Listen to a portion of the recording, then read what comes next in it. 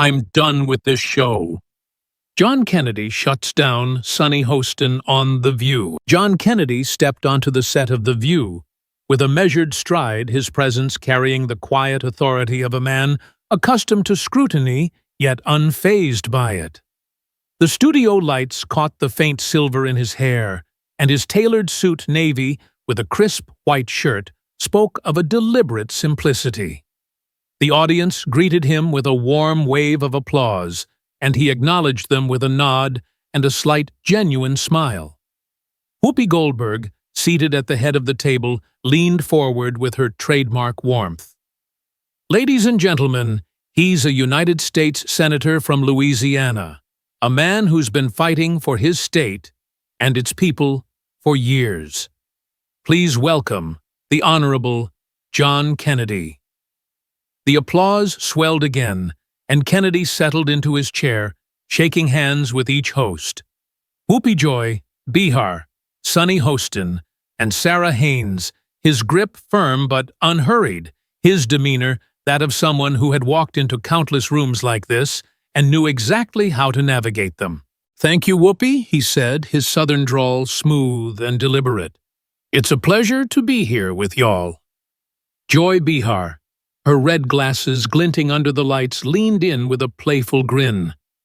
"John, I gotta say you walk in here like you're about to close a deal in the Senate, all calm and collected. Do you ever get nervous?"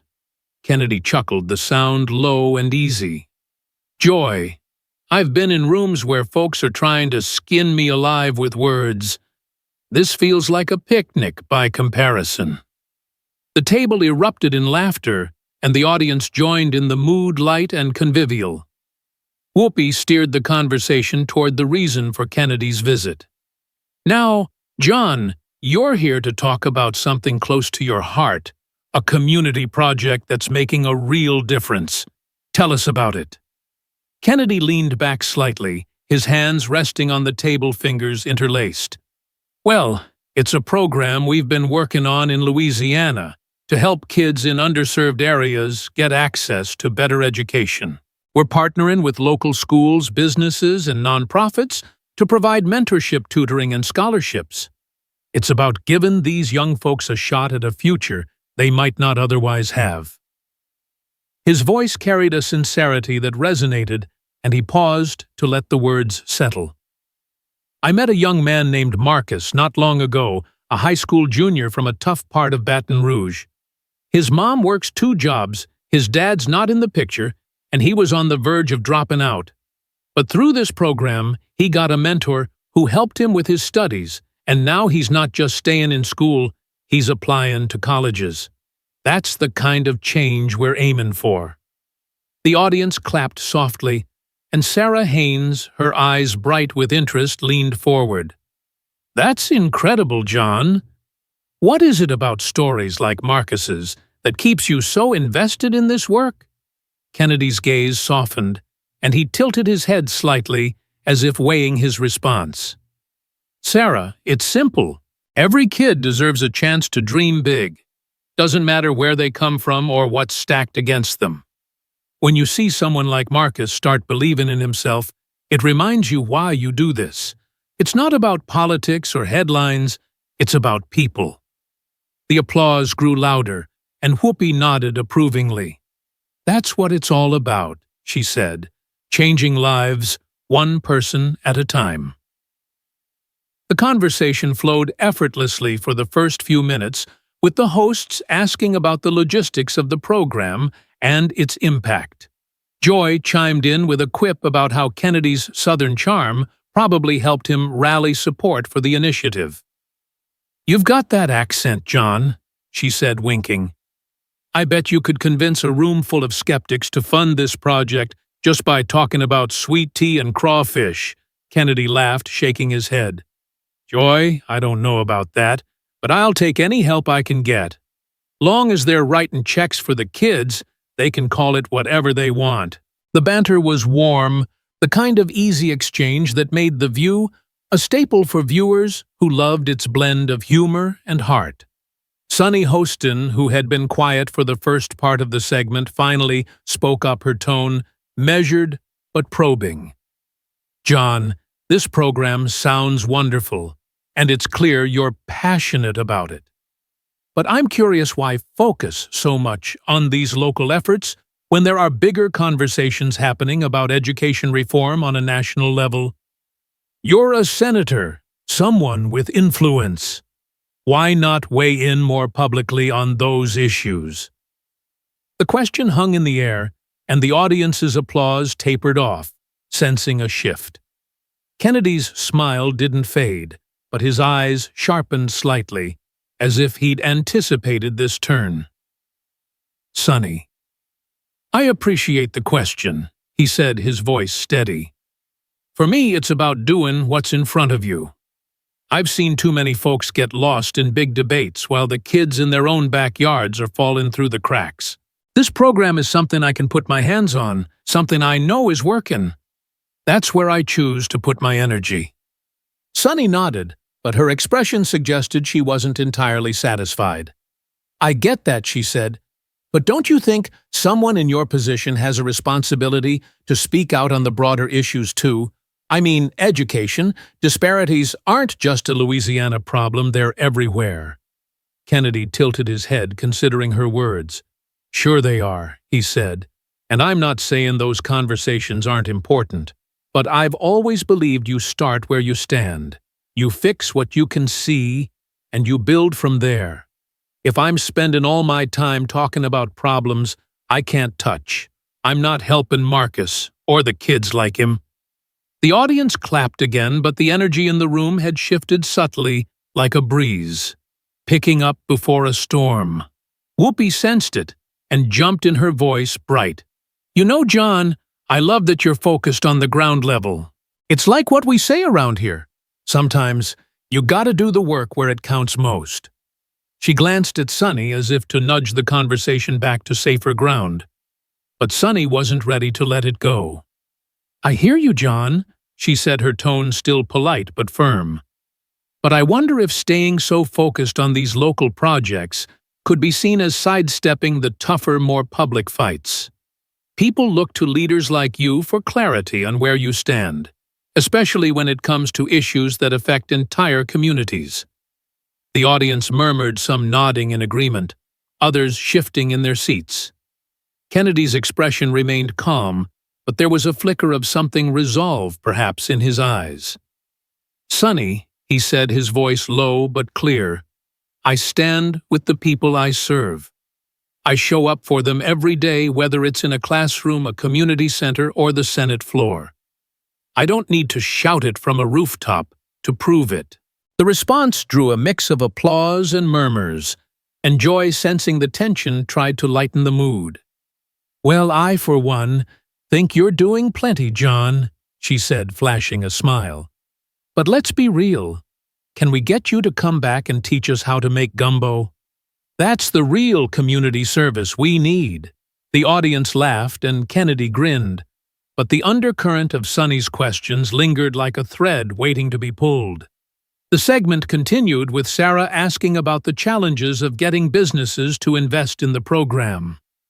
Kennedy explained the importance of building trust with local partners, sharing a story about a small business owner in New Orleans who donated computers to a tutoring center after seeing its impact firsthand. It's not about forcing folks to give, he said. It's about showing them what's possible when we work together. His words were met with enthusiastic applause, and for a moment, the conversation seemed to regain its earlier warmth. But Sonny, undeterred, circled back. John, I admire the hands-on approach, she said, her voice softer now, but no less pointed. But I keep thinking about the kids who don't have a program like this, the ones who are caught in systems that aren't working. As someone with a platform, don't you feel a duty to call out those systemic issues, even if it means stepping into uncomfortable public debates? The question landed like a stone, and the audience grew quiet, waiting for Kennedy's response. He leaned forward slightly, his hands still clasped, his gaze steady. Sonny, I hear what you're saying, he said, but I don't measure my duty by how loud I am. I measure it by what I do. If I'm helping one kid get to college, that's a system changing for that kid. And I'll keep doing that one kid at a time until I can't anymore." The applause was softer this time, more thoughtful, as if the audience was grappling with the weight of his words. Whoopi clapped her hands together, signaling a break. All right, we're going to take a quick pause, but we'll be right back with more from Senator John Kennedy," she said, her voice bright but tinged with an awareness of the shifting dynamic.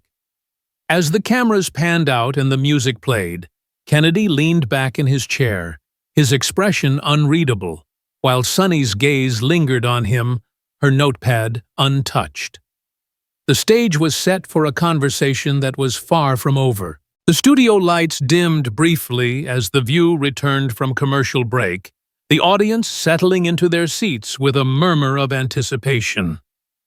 John Kennedy sat at the center of the table, his posture unchanged, calm, upright hands loosely clasped.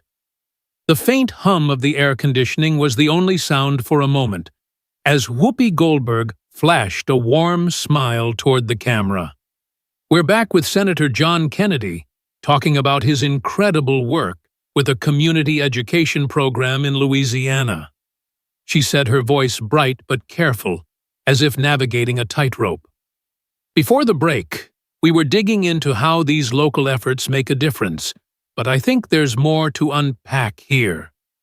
She glanced at Sonny Hostin, whose expression was composed but intent, her pen now poised over her notepad. The air held a subtle charge, like the moment before a storm breaks, and Kennedy's steady gaze suggested he felt it too. Joy Behar, ever the diffuser, leaned in with a grin. "John, I gotta say, you're making me want to move to Louisiana and join this program. But seriously, how do you keep the momentum going with something this hands-on?" Kennedy's lips curved into a small smile, his southern drawl softening the edges of the tension. "Joy, it's like keeping a fire going. You gotta tend it every day. You build trust with the folks involved, show 'em the results. And pretty soon, they're bringing their own kindling. It's not glamorous, but it works." The audience clapped, and Sarah Haynes nodded enthusiastically. "That's such a great way to put it," she said. "It's all about consistency, right?" Kennedy nodded. "Exactly. You show up, you do the work, and the rest follows." But Sonny Hostin wasn't ready to move on. She adjusted her glasses, her voice calm, but pointed like a lawyer building a case. "John, I appreciate the focus on showing up, and I don't doubt the impact of your program, but I keep coming back to the bigger picture: education. Disparities are a systemic issue, not just a local one. As a senator, you have a platform that reaches far beyond Louisiana. Don't you think there's a responsibility to use that platform to address those larger challenges, even if it means wading into tougher, more public debates?" The audience grew quiet, their earlier applause replaced by a collective holding of breath.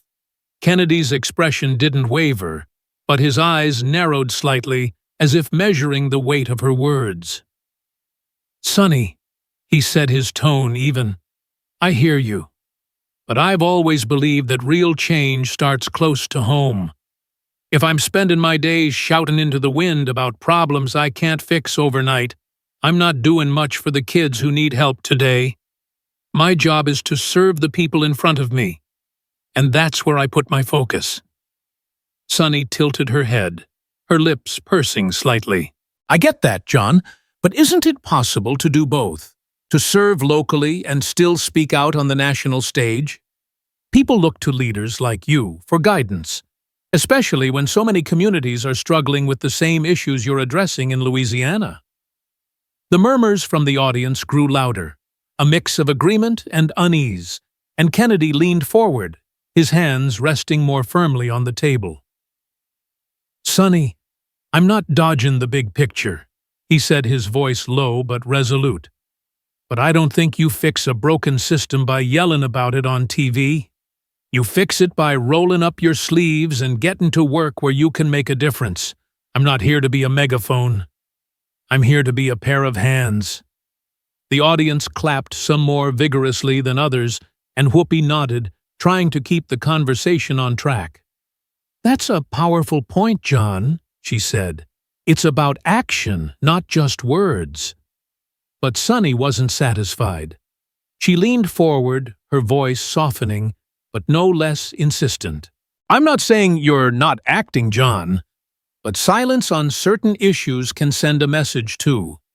When you choose not to speak out publicly, some might interpret that as sidestepping responsibility, especially when your voice could move the needle." The room grew still, the weight of her words settling like dust. Kennedy's jaw tightened, but his composure held. "Sonny," he said, his drawl slower now, deliberate, "I don't measure my responsibility by how many headlines I make. I measure it by the kids who get a shot because of the work we're doing. If folks want to call that silence, that's their choice. But it's not silence, it's focus." The applause was scattered, the audience split between those who admired his restraint and those who wanted more. Joy tried to break the tension with a quip. "Well, John, you're definitely focused. I'll give you that. Maybe you can teach us how to stay that calm under pressure." The audience laughed, but the levity felt forced, like a bandage on a wound that hadn't stopped bleeding. Sarah Haynes jumped in her tone, gentle. "I think what Sunny's getting at is that people see someone like you with your influence, and they hope to hear your take on the bigger fights. It's not about doubting your work. It's about wanting to know where you stand." Kennedy nodded, his expression softening slightly. "Sarah, I appreciate that. But where I stand is in the classrooms, the community centers, the places where I can see the change happening. I'm not here to tell folks what they want to hear. I'm here to do what I know is right." The response drew a stronger round of applause, but Sunny's gaze remained fixed on him, her notepad untouched. "John," she said, her voice steady but edged with challenge, "no one's questioning your heart. But when you have the kind of platform you do, choosing not to engage in those broader conversations can feel like a missed opportunity. Don't you ever worry that by staying focused on the local, you're leaving some of those bigger battles unfought?" The question landed like a gauntlet, and the audience's murmurs grew louder, a mix of support and skepticism. Kennedy sat back, his hands folding again, his eyes locked on Sunny's. "Sunny, I don't worry about missed opportunities," he said, his voice firm, but not harsh. "I worry about the kids who miss out because we're too busy arguing over who's saying the right thing. I've made my choice to put my energy where I know it counts. If that's not enough for some folks, I can live with that." The applause was louder now, but it was clear the room was divided. Whoopi clapped her hands, signaling another break. "All right, we're going to pause here, but this is a conversation worth having," she said, her voice bright but strained. "We'll be right back with Senator John Kennedy." As the cameras pulled back and the music swelled, Kennedy's expression remained unreadable, but his posture was unwavering, like a man who knew the storm was far from over. Sunny's pen finally touched her notepad, scribbling something quickly, while Joy whispered something to Sarah, their faces a mix of concern and frustration. The audience buzzed with hushed conversation, sensing that the exchange had shifted from a discussion to something sharper, something that wouldn't be easily resolved. The studio lights flickered back on as The View returned from its second commercial break, the audience's murmurs settling into a tense hush. John Kennedy remained seated at the center of the table, his navy suit still crisp, his hands folded with the same deliberate calm that had defined his presence from the start. But the air in the room had thickened, the earlier warmth replaced by an unspoken challenge that hung between him and Sunny Hostin. Whoopi Goldberg, ever the seasoned host, leaned forward with a smile that didn't quite reach her eyes. "Welcome back, everyone. We're here with Senator John Kennedy, having a real conversation about responsibility leadership and making a difference," she said, her voice steady but laced with an effort to keep things civil. Before the break, we were talking about balancing local action with bigger picture issues. Let's dive back in. Joy Bihar, sensing the need to lighten the mood, jumped in with a playful jab. "John, I gotta say, you're holding your own here.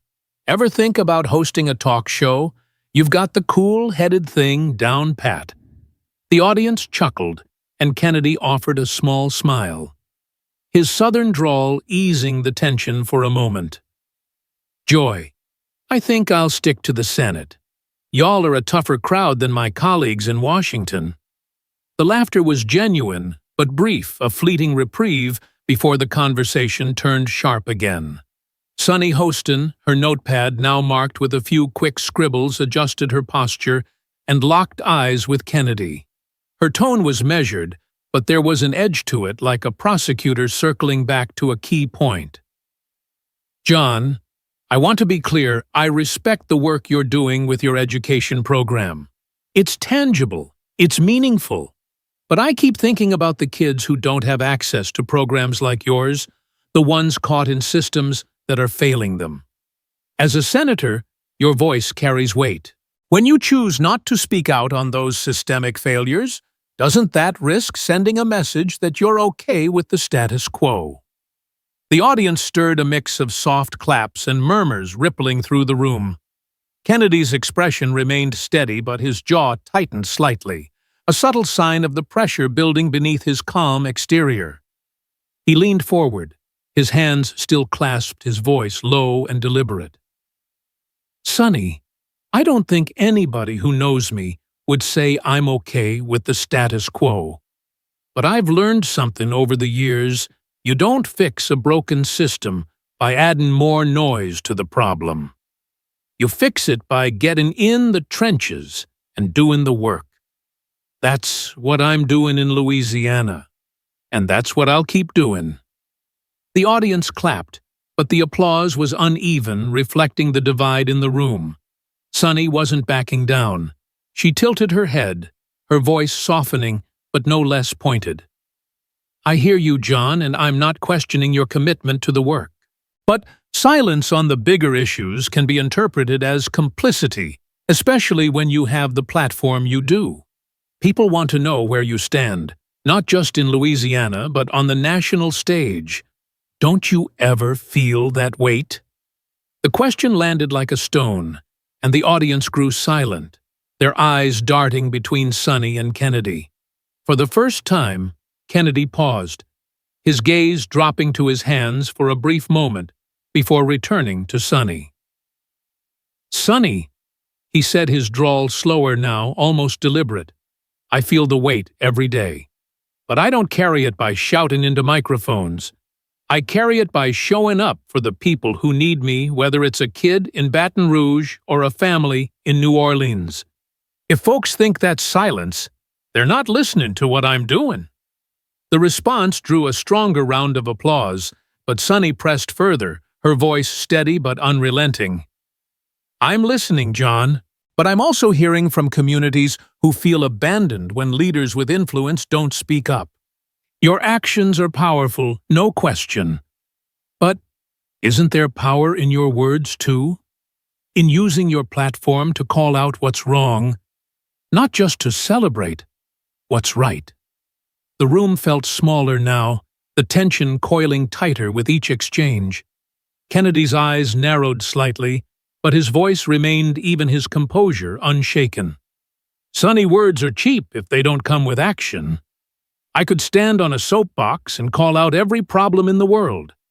But if I'm not backing it up with something real, it's just noise. I choose to let my work speak for me."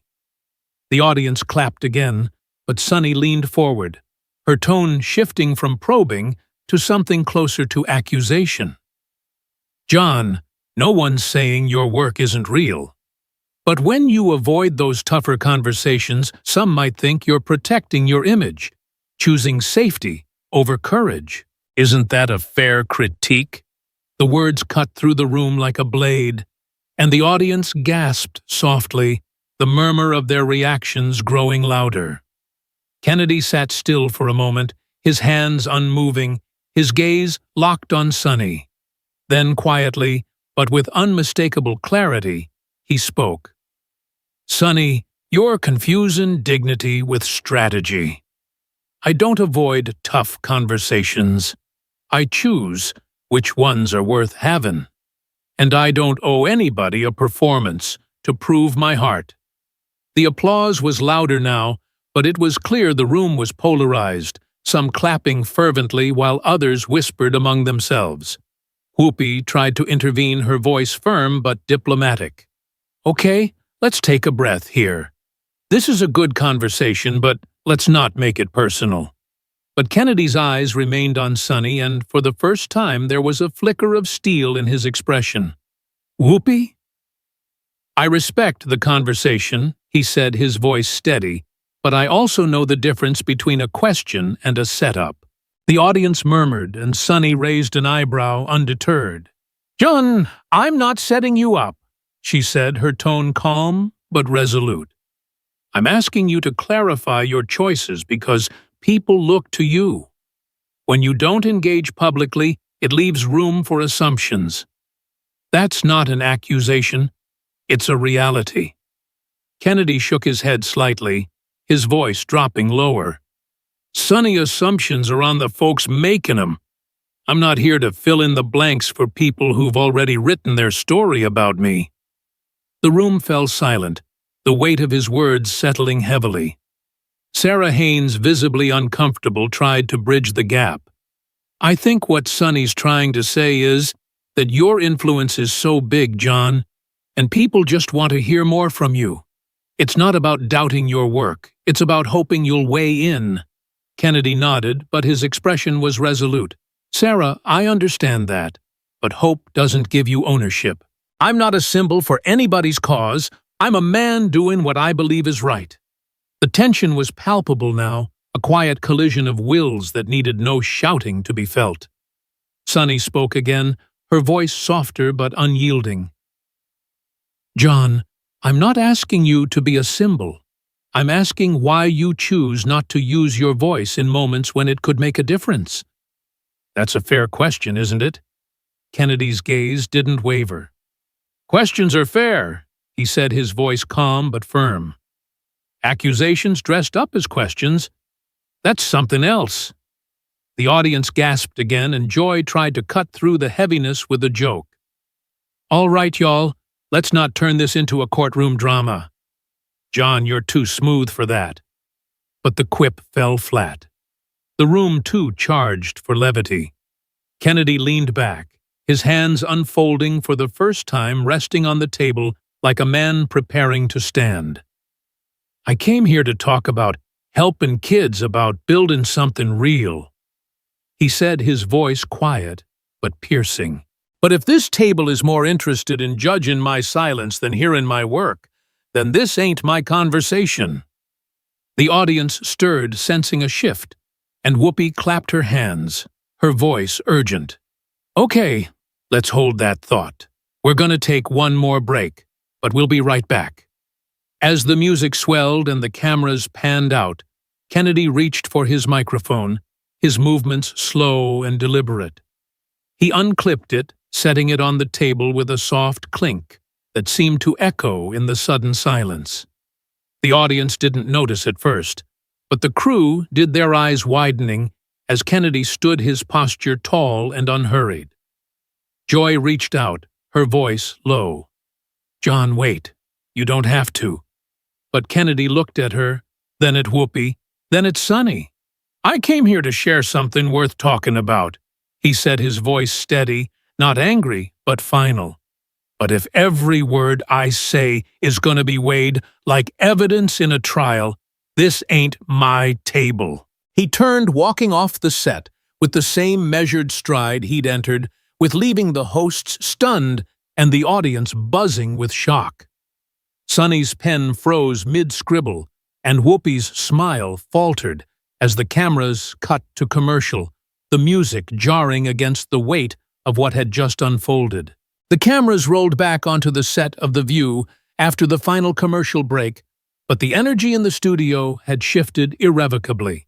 John Kennedy's chair sat empty, a stark void at the center of the table, its absence louder than any words spoken that day.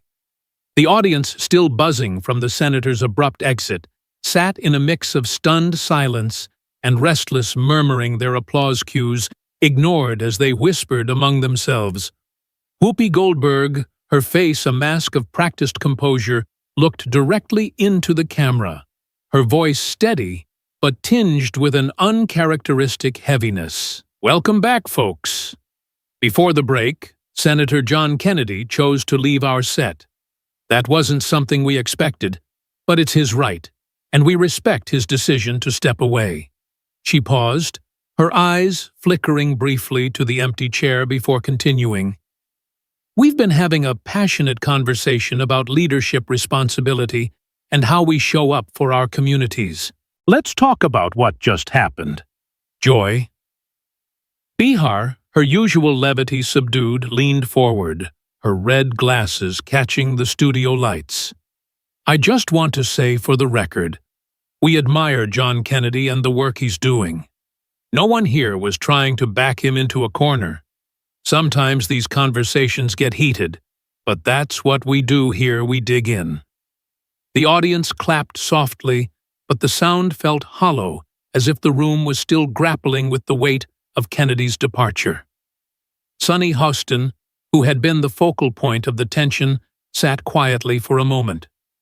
Her notepad closed, her hands folded tightly in front of her. When she spoke, her voice was measured, but there was a trace of defensiveness beneath her calm. "I want to be clear, my intention was never to accuse or provoke Senator Kennedy. I believe in asking hard questions, especially when someone has the kind of influence he does. If that came across as personal, I regret that, but I stand by the importance of the conversation." Sarah Haynes, visibly uneasy, shifted in her seat, her voice softer than usual. "I think we all wanted to hear more from John, but maybe we crossed a line. There's a difference between asking tough questions and questioning someone's integrity, and I worry we blurred that today." The audience murmured a few scattered claps, rising and falling quickly. Whoopi nodded, her expression thoughtful. "You know, sometimes these moments happen because we're trying to get to something real. But real doesn't always mean comfortable, and I think we all felt that today." She glanced at Sonny, then back to the camera. "What I hope people take away is that conversations like this, even when they're messy, are how we learn. But let's not lose sight of the good work John's doing, because that's real too." The audience clapped again, but the applause was tepid, as if they were still processing the abrupt end to Kennedy's appearance. Off camera, the producers were in a frenzy, their headsets crackling with urgent instructions as they scrambled to pivot the segment. They had anticipated a feel-good discussion about Kennedy's education program, perhaps a few light jabs about his Southern charm, but instead, they were now staring down the barrel of a viral moment. Within minutes of the show's live broadcast, clips of Kennedy's exit began circulating online, shared across social media platforms with captions ranging from "Senator Kennedy shuts down," "The View," to "Sonny Hostin pushes too far." The footage, stripped of the studio's context, hit differently. Kennedy's calm removal of his microphone, his measured words, and his unhurried walk off the set became a Rorschach test for viewers. Some praised his restraint, calling it a masterclass in dignity under pressure. A popular X post read, "John Kennedy didn't storm out. He walked away like a man who knows his worth." Respect. Others criticized him for dodging accountability, with one commenter writing, "If you can't handle tough questions, don't go on The View." Kennedy took the easy way out. But the deeper reaction wasn't about choosing sides, it was about the tone. A community leader from Louisiana tweeted Senator Kennedy didn't need to yell to make his point. That's why his exit hit so hard. Sometimes walking away says more than staying. The online chatter grew louder, amplifying the moment into a cultural flashpoint that no one in the studio had anticipated. Back on set, the hosts tried to regain their footing. Joy, ever the pragmatist, leaned in with a half-smile. "Look, we've had people walk off before, and we'll have 'em again. It's part of what makes this show real. John's a good man, and I hope he comes back so we can keep talking." Sunny nodded, her expression softer now. "I agree. I'd love to continue this conversation with him because I think there's more to unpack." My goal was dialogue, not division. Sarah, still grappling with the moment, added, "I just keep thinking about how we all want the same thing: better opportunities for kids, stronger communities. Maybe we got lost in how to get there." The audience clapped, but the energy remained subdued, as if the room was still waiting for something to resolve the unresolved. Whoopi wrapped up the segment with a nod to the camera. "We were going to move on, but I want to thank Senator Kennedy for coming, for sharing his work, and for being part of this conversation, even if it didn't end the way we hoped. That's life. Sometimes it's messy, but we keep going." The music swelled, and the show transitioned to its next segment, but the empty chair lingered in the minds of everyone watching, a silent testament to the collision of expectations and principles that had unfolded. In the days that followed, the moment took on a life of its own. News outlets picked up the story with headlines like, "Senator Kennedy walks off The View after heated exchange and Sunny Hostin's questions." Spark controversy. Pundits dissected the interaction, some framing it as a clash between media sensationalism and personal integrity, others as a missed opportunity for meaningful dialogue. A morning show host remarked, "What Kennedy did wasn't just about leaving it, was about refusing to play a game he didn't sign up for." That's going to resonate with a lot of people. A radio commentator added, "Sunny Hostin asked valid questions, but she pushed too far. You don't corner a man like Kennedy and expect him to perform for the cameras." The public response was equally divided. A group of teachers in Louisiana launched a hashtag @Kennedy4Kids to highlight his education program, sharing stories of students who had benefited from his efforts. Meanwhile, online forums buzzed with debates about whether public figures owe the public their voices, or whether their actions should speak for themselves. The moment became a mirror, reflecting the broader cultural tension between performative activism and quiet, tangible impact. Sunny Hostin addressed the incident in a brief statement released later that evening. "I have immense respect for Senator John Kennedy and his commitment to his community," she wrote. "Our conversation took an unexpected turn, and if it felt confrontational, that was not my intent. I believe in the power of dialogue, and I hope we can continue it in the future." The statement was well received by some, but others saw it as a half-apology, fueling further discussion online. Kennedy, true to form, remained silent on the matter.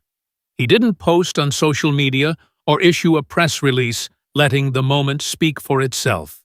But at a community event in Shreveport, a week later, where he was announcing a new scholarship fund for high school students, a reporter seized the chance to ask about the View incident. Kennedy paused, his hand resting on the podium, his eyes scanning the small crowd of students and parents before settling on the reporter. "I went to talk about something worth talking about," he said, his drawl slow and deliberate. "When it stopped being a conversation, I left.